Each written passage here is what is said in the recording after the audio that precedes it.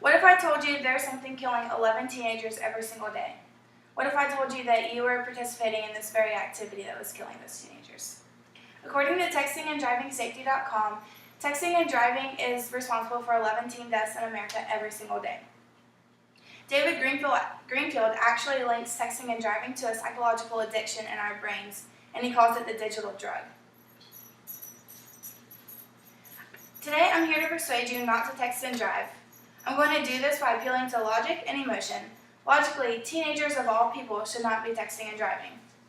I'm also going to persuade you with logic pertaining to consequences of texting and driving and provide you with easy ways to avoid this trouble. Last but not least, I'm going to persuade you by appealing to your emotions. We will discuss how a single text can change a life. First, I'm going to persuade you that texting and driving should not be done by anybody, but specifically not by teens. I'm going to do this by proving that texting and driving is more dangerous for teenagers than for anybody else. While it's not okay for adults to text and drive, it's far more dangerous for teenagers too. For one, teenagers are already less experienced drivers than adults. While adults have 25 plus years of driving experience, teenagers have maybe sometimes 3 to 4 years. It's common sense that practice makes perfect, so shouldn't that apply to driving as well? If you mix a phone and an inexperienced driver, the results are bound to be bad. Insurance rates are already more high for teenagers because of their record of getting in wrecks more than adults.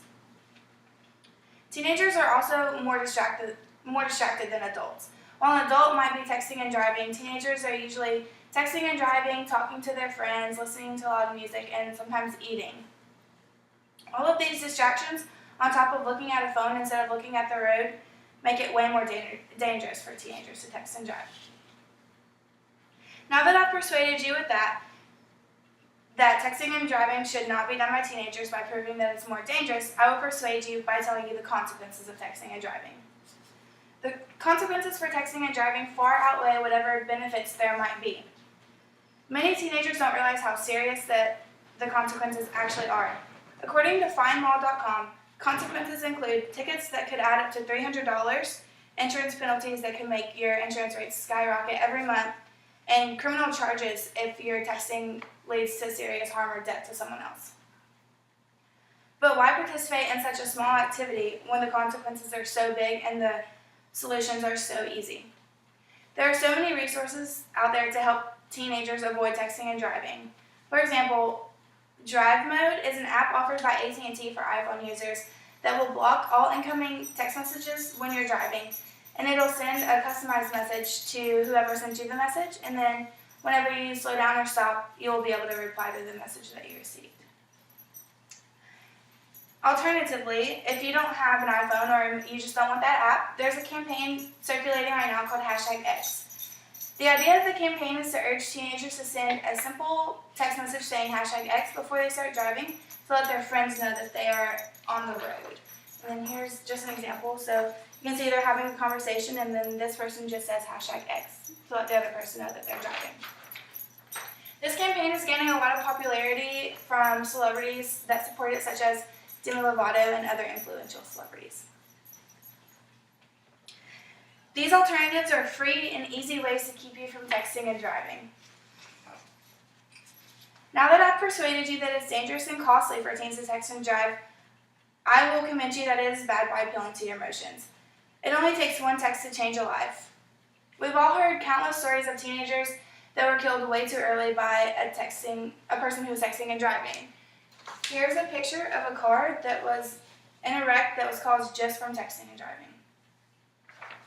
Sometimes when we look at these pictures or hear these stories, it's hard to empathize with them, but we have to remember that these people are real people, and they have families, moms, dads, brothers, sisters, sometimes even children of their own. They're not just statistics. Do you want to be the reason that their family is living like that for the rest of their life? Do you want to live with that guilt for the rest of your life? But let's flip the situation. What if you were on the opposite end of the story? What if it was your best friend that was killed by someone who was texting and driving?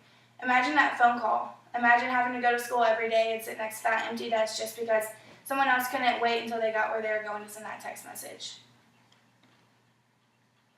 What if it was your mom or your grandma? What if it was you?